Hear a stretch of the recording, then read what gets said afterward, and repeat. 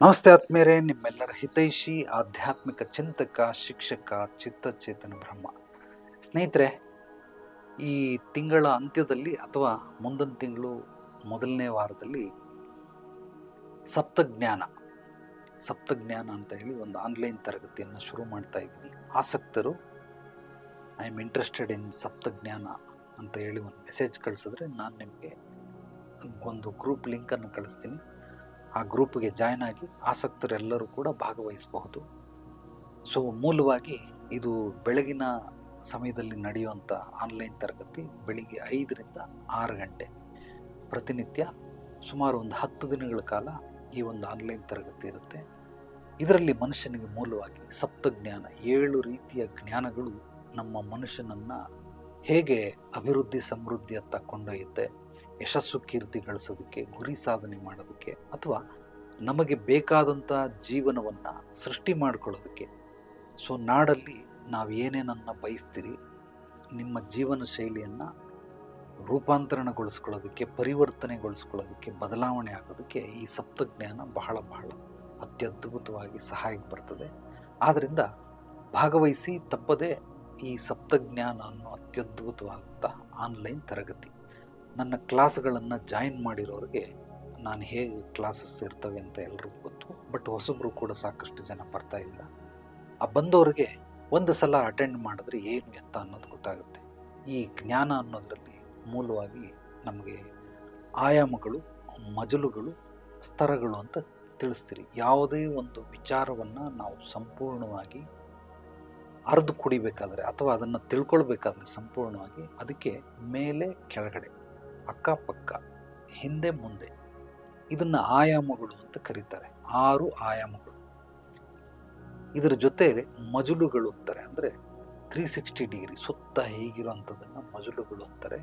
ಸ್ತರಗಳು ಅಂದರೆ ಕೆಳಮುಖವಾಗಿ, ಕೆಳಗಿಳಿಯಿಂದ ಮೇಲ್ಮುಖವಾಗಿ ಹಂತ ಹಂತವಾಗಿ ಬೆಳೆಯೋದಕ್ಕೆ ಸ್ತರಗಳು ಅಂತಾರೆ.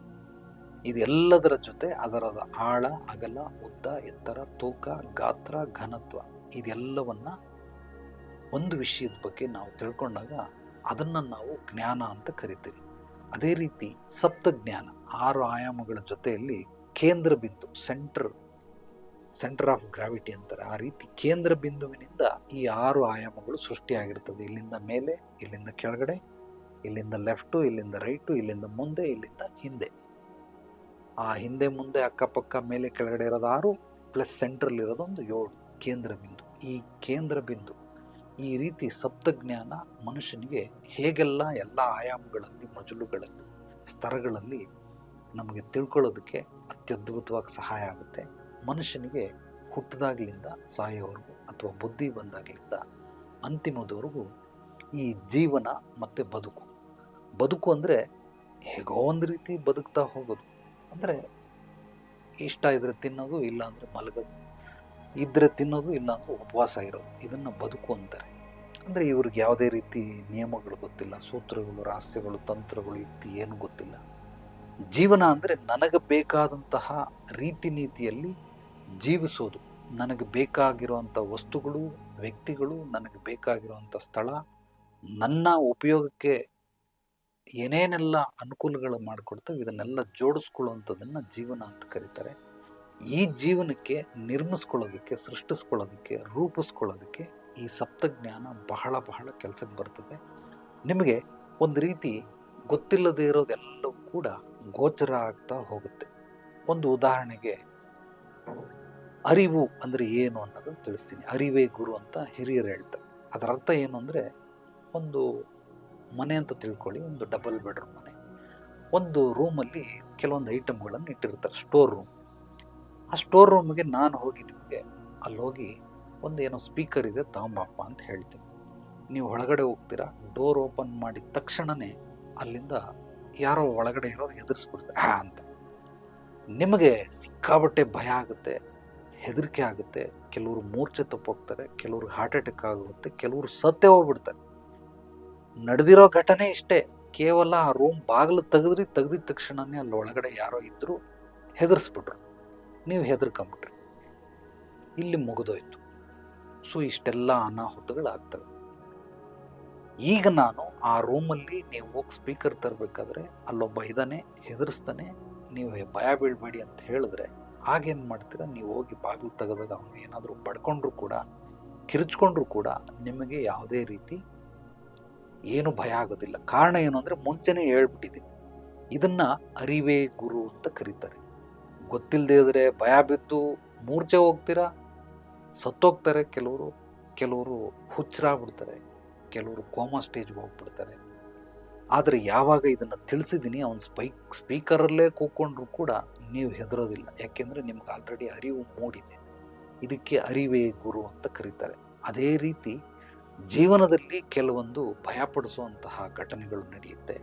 ಅದು ಮಾನಸಿಕವಾಗಿ, ದೈಹಿಕವಾಗಿ, ಸೊ ಆತ್ಮಿಕವಾಗಿ, ಕೌಟುಂಬಿಕವಾಗಿ, ಸಾಮಾಜಿಕವಾಗಿ 5 ರೀತಿಯಲ್ಲೂ ಕೂಡ ಈ ರೀತಿ ಸಡನ್ನಾಗಿ ಯಾವುದೋ ಒಂದು ಘಟನೆಗಳು ನಡೀತವೆ. ಆ ನಡೆದಾಗ ಏನಾಗುತ್ತೆ, ನಮಗೆ ಭಯ ಆಗಿ ನಾವು ಕುಸ್ತೋಗ್ಬಿಡ್ತೀವಿ, ಸೋತೋಗ್ಬಿಡ್ತೀರಿ, ನಾವು ಲಾಸ್ ಮಾಡ್ಕೊಳ್ತೀರಿ, ಎಲ್ಲವನ್ನ ಕಳ್ಕೊಂಡ್ಬಿಡ್ತೀವಿ.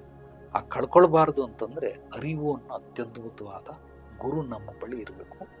ಆ ಅರಿವೆಂಬ ಗುರುವನ್ನು ಪಡ್ಕೊಳ್ಳೋದಕ್ಕೆ ಈ ಸಪ್ತಜ್ಞಾನ ಅನ್ನೋ ಆನ್ಲೈನ್ ತರಗತಿ ಬಹಳ ಬಹಳ ಸಹಾಯಕ್ಕೆ ಬರ್ತದೆ.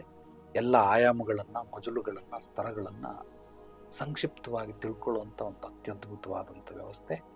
ನನ್ನ 21 ವರ್ಷದ ಅನುಭವಗಳು, 22 ವರ್ಷದ ಅನುಭವಗಳು, ಭಾರತವನ್ನು 3 ಸಲ ಪ್ರದಕ್ಷಿಣೆ ಹಾಕಿರೋ ಅನುಭವ, 3000ಕ್ಕಿಂತನೂ ಹೆಚ್ಚು ಪುಸ್ತಕಗಳನ್ನು ಓದಿರೋ ಅನುಭವ, ಅದಕ್ಕಿಂತನೂ ಮಿಗಿಲಾಗಿ ಇಲ್ಲಿ ಬರುವಂಥವ್ರು 22 ವರ್ಷದಿಂದ ಅವರ ಒಂದು ಅನುಭವಗಳು ನೋಡಿ ಕಲಿ ಮಾಡಿ ತಿಳಿ ಅಂತಾರೆ. ಆ ರೀತಿ ಬಂದಂಥವರು ವಿಚಿತ್ರವಾಗಿರುವಂಥ ಸಮಸ್ಯೆಗಳು, ವಿಶೇಷವಾಗಿರುವಂಥದ್ದು, ವಿಭಿನ್ನವಾಗಿರುವಂಥದ್ದು, ವೈಶಿಷ್ಟ್ಯತೆಗಳಿಂದ ತುಂಬಿರುವಂಥ ಸಮಸ್ಯೆಗಳು, ಕಷ್ಟಗಳು, ತೊಂದರೆಗಳು, ಇದೆಲ್ಲವನ್ನು ನೋಡಿರೋದ್ರಿಂದ ಈ ಅನುಭವಗಳು ನನಗೆ ಹೆಚ್ಚಾಗಿ ಅತ್ಯದ್ಭುತವಾಗಕ್ಕೆ ಉಪಯೋಗಕ್ಕೆ ಬರ್ತದೆ.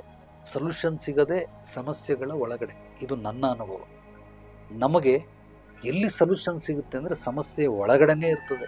ಅದರದ ಒಂದು ಪ್ರಾಬ್ಲಮ್ ಕೋರ್ ಏನಿದೆಯಲ್ಲ, ಅದೇ ಸೊಲ್ಯೂಷನ್. ಆ ಕೋರ್ ಮೂಲ ಭಾಗವನ್ನು, ಮುಖ್ಯ ಭಾಗವನ್ನು, ಮಧ್ಯ ಭಾಗವನ್ನು ನಾವು ಗಮನಿಸೋದನ್ನು ಕಲಿಬೇಕು. ಆ ಕಲ್ತ್ಕೊಳ್ಳೋದಕ್ಕೆ ಈ ಒಂದು ಸಪ್ತಜ್ಞಾನ ಅನ್ನೋದು ಆನ್ಲೈನ್ ತರಗತಿ ಬಹಳ ಬಹಳ ಸಹಾಯಕ್ಕೆ ಬರ್ತದೆ. ಆಸಕ್ತರು ಐ ಆಮ್ ಇಂಟ್ರೆಸ್ಟೆಡ್ ಇನ್ ಸಪ್ತಜ್ಞಾನ ಅಂತ ವಾಟ್ಸಪ್ ಮಾಡಿ, ನಾನು ನಿಮಗೆ ಡೀಟೇಲನ್ನು ಕಳಿಸ್ತೀನಿ, ಗ್ರೂಪ್ ಲಿಂಕನ್ನು ಕಳಿಸ್ತೀನಿ. ಗ್ರೂಪಲ್ಲಿ ನೀವು ಜಾಯ್ನ್ ಆದರೆ ಡೇಟು, ಯಾವ ಸಮಯ, ಏನು ಎತ್ತ ಅಂತ ಸಂಪೂರ್ಣವಾದ ಮಾಹಿತಿ ಸಿಗುತ್ತೆ. ಮತ್ತೊಮ್ಮೆ ಎಲ್ರಿಗೂ ಕೂಡ ಈ ಒಂದು ಸಪ್ತಜ್ಞಾನ ಅನ್ನೋ ಆನ್ಲೈನ್ ತರಗತಿಗೆ ಸಾಧ್ಯವಾದಷ್ಟು ನಿಮ್ಮ ಜೀವನದಲ್ಲಿ ಅಭಿವೃದ್ಧಿ, ಸಮೃದ್ಧಿ ಹೊಂದೋದಕ್ಕೆ, ಯಶಸ್ಸು, ಕೀರ್ತಿ ಗಳಿಸೋದಕ್ಕೆ, ಗುರಿ ಸಾಧನೆಗಳನ್ನು ಮಾಡೋದಕ್ಕೆ, ಎಲ್ಲದಕ್ಕಿಂತ ಮೂಲವಾಗಿ ಮನುಷ್ಯನಿಗೆ ಧೈರ್ಯ ಬೇಕೇ ಬೇಕು, ಮಾರ್ಗದರ್ಶನ ಬೇಕೇ ಬೇಕು, ಆಶೀರ್ವಾದ, ಕೃಪೆ, ಅನುಗ್ರಹ ಬೇಕೇ ಬೇಕು. ಇದೆಲ್ಲವನ್ನು ಪಡ್ಕೊಳ್ಳೋದು ಹೇಗೆ ಅಂತ ಈ ಒಂದು ಸಪ್ತಜ್ಞಾನ ತರಗತಿಯಲ್ಲಿರುತ್ತೆ. ಖಂಡಿತವಾಗ್ಲೂ ಈ ವಿಡಿಯೋವನ್ನು ನಿಮ್ಮೆಲ್ಲ ಸ್ನೇಹಿತರಿಗೆ, ಆತ್ಮೀಯರಿಗೆ ತಪ್ಪದೆ ಶೇರ್ ಮಾಡಿ. ಜ್ಞಾನ ಹಂಚೋದ್ರಿಂದ ಬೆಳೆಯುತ್ತೆ. ಎಲ್ಲರಿಗೂ ಕೂಡ ಭಾಗವಹಿಸಿ ನಿಮ್ಮ ಜೀವನವನ್ನು ಬದಲಾವಣೆ, ಪರಿವರ್ತನೆ, ರೂಪಾಂತರಣ ಮಾಡಿಸ್ಕೊಳ್ಳೋದಕ್ಕೆ ಈ ಒಂದು ಆನ್ಲೈನ್ ತರಗತಿ ಬಹಳ ಕೆಲಸಕ್ಕೆ ಬರ್ತದೆ. ಎಲ್ರಿಗೂ ಒಳ್ಳೆಯದಾಗಲಿ. ನಾಳೆ ಮತ್ತೆ ಭೇಟಿಯಾಗೋಣ ಮತ್ತಷ್ಟು ಸತ್ವಭರಿತ ವಿಚಾರಗಳೊಂದಿಗೆ. ಎಲ್ಲರೊಳಗಡೆದಿರುವ ಭಗವಂತನಿಗೆ ನನ್ನ ಭಕ್ತಿಪೂರ್ವ ಪ್ರಣಾಮಗಳು. ಸರ್ವೇ ಜನೋ ಸುಖಿನೋ ಭವಂತು. ಶುಭರಾತ್ರಿ.